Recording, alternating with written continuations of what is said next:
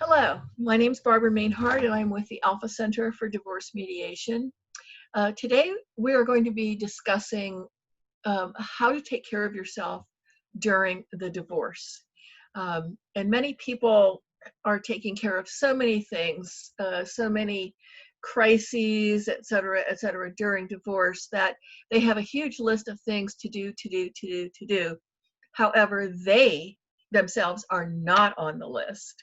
And eventually people run out of energy, they run out of stamina, they run out of the ability to cope, etc. So today, Christine Lombardo-Zaun, who is an attorney-mediator here with the Alpha Center, is going to talk a little bit about her personal experience in looking at how to take care of yourself so that as you need to make decisions going forward, you have the strength physically, mentally, emotionally to keep going. So thank you so much, Christine, for joining us today. It's a pleasure to Sure. talk to you again, and let us know how to take care of ourselves.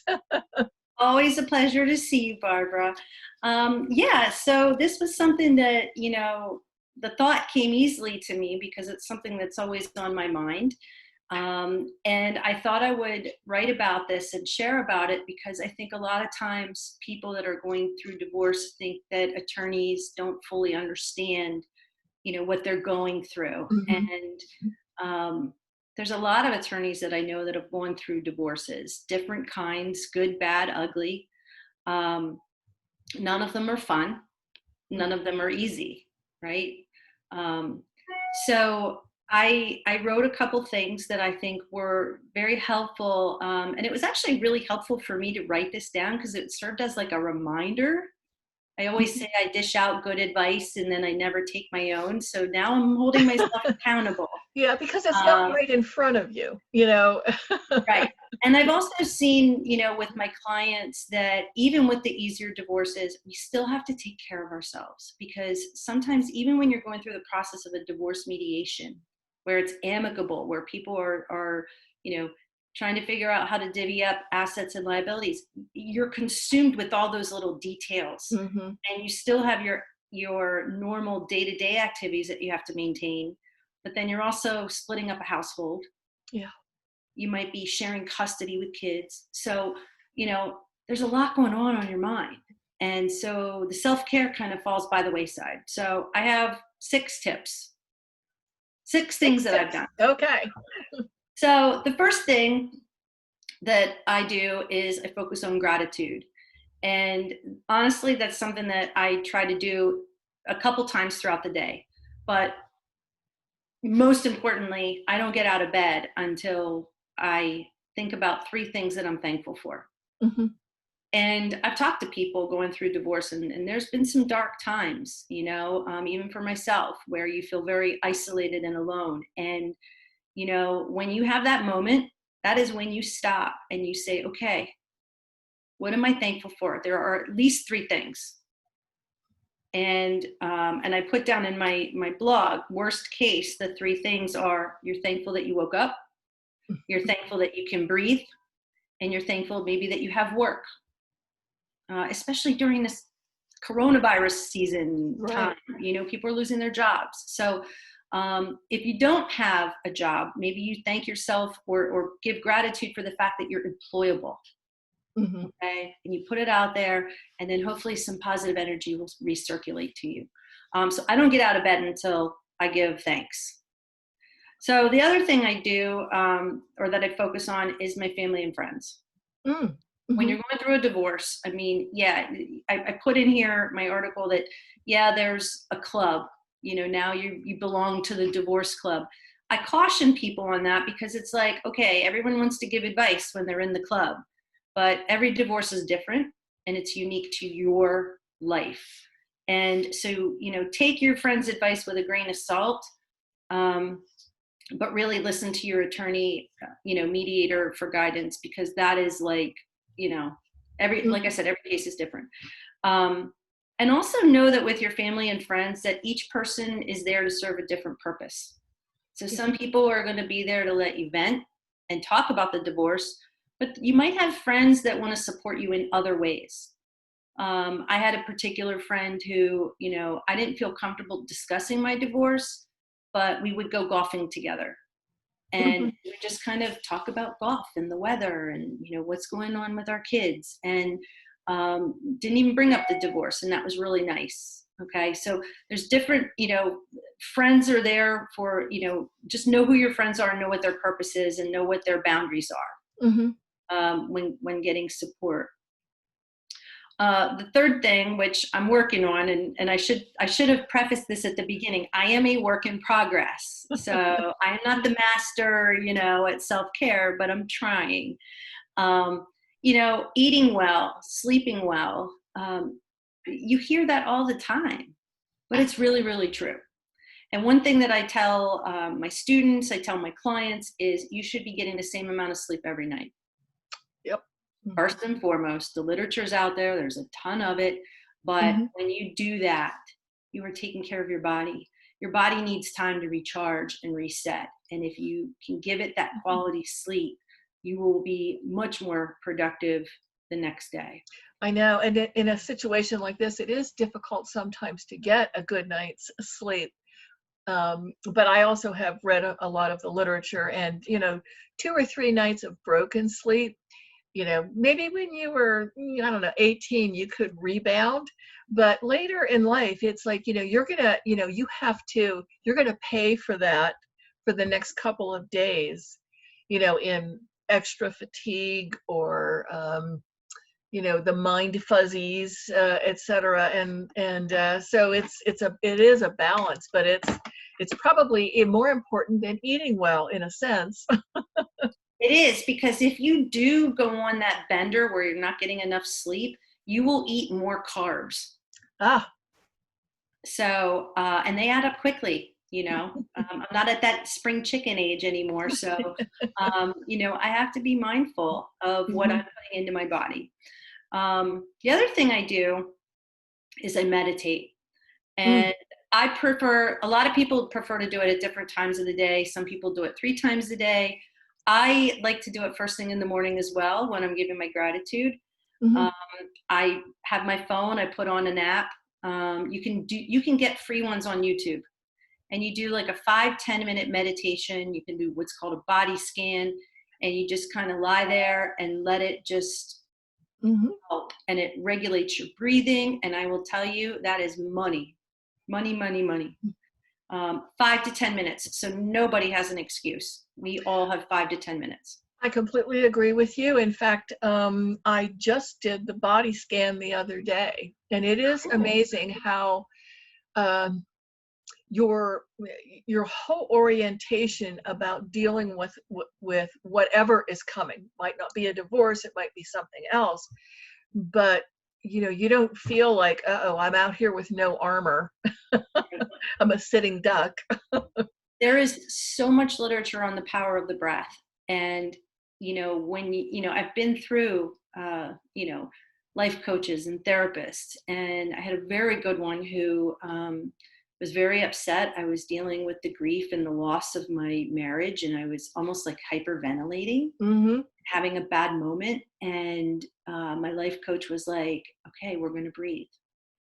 And literally for 5 minutes, all she wanted me to do was take deep breaths in and deep breaths out. And after that 5 minutes, I was able to clear my head.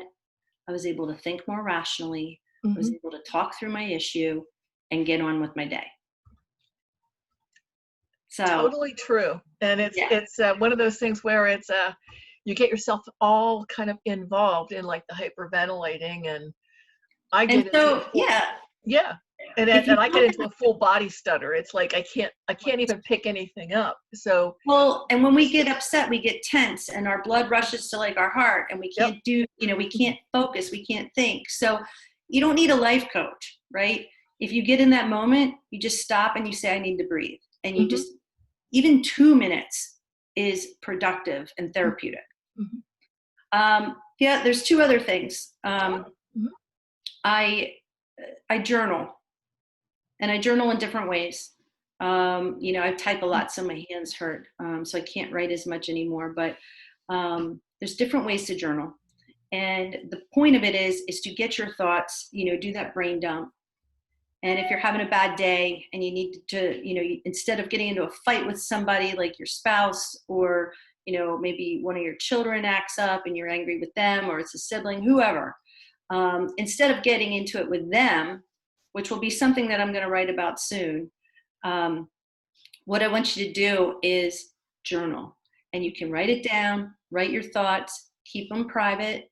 That way nobody sees them. That way nobody gets hurt.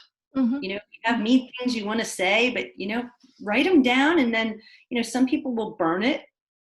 Some people will come and look at it the next day. But what you want to do is recognize your hurt, own your hurt, and tell yourself it's okay to be hurt, right? Because this whole process is difficult. Mm-hmm. For me, I had a lengthy marriage and I didn't want it to end. And it was painful. It was like a death, and it's taken a lot of time. I still have pain, but now I'm able to manage it a little better. But own your pain.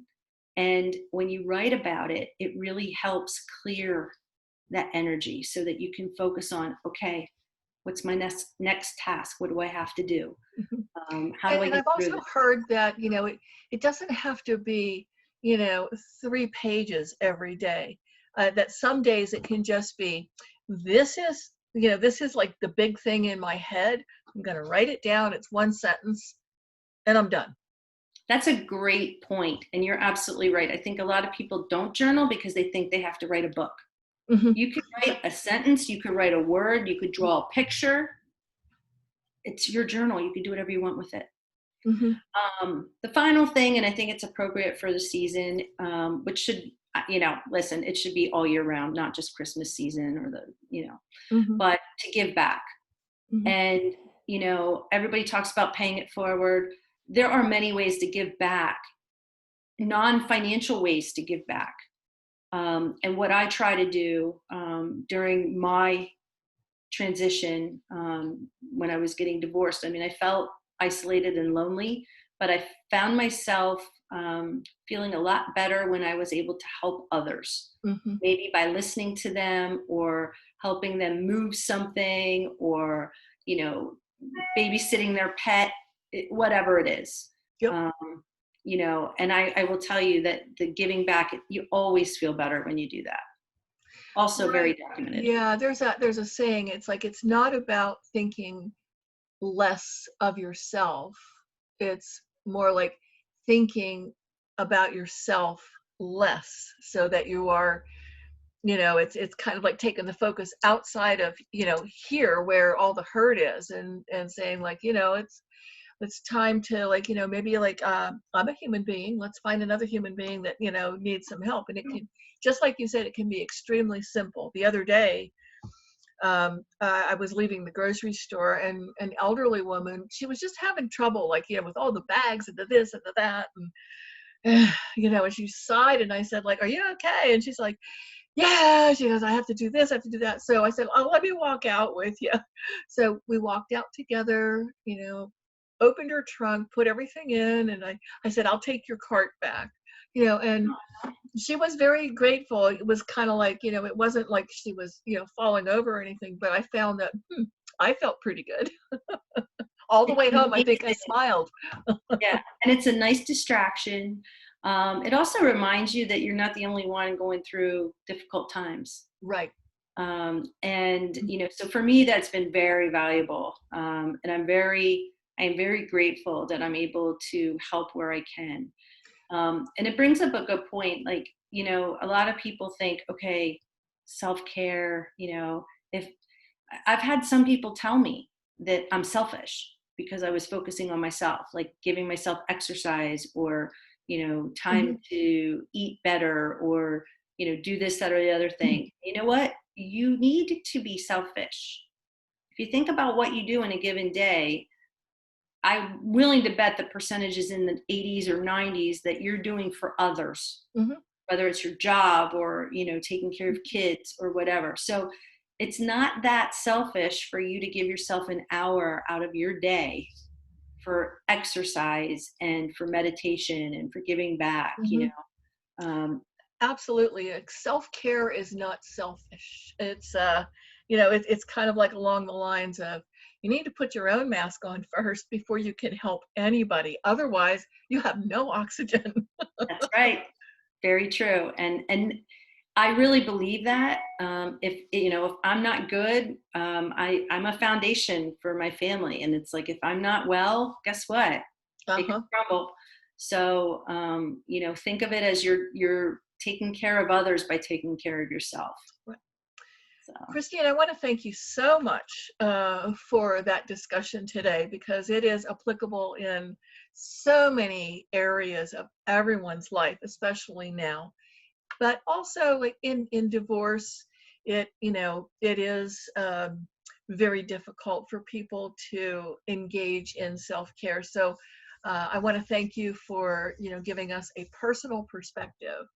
Okay, and thank any you. last words? No, just remember that the divorce, it's a process, and that with time things get better, and to be easy on yourself. Thank you so much, Christine.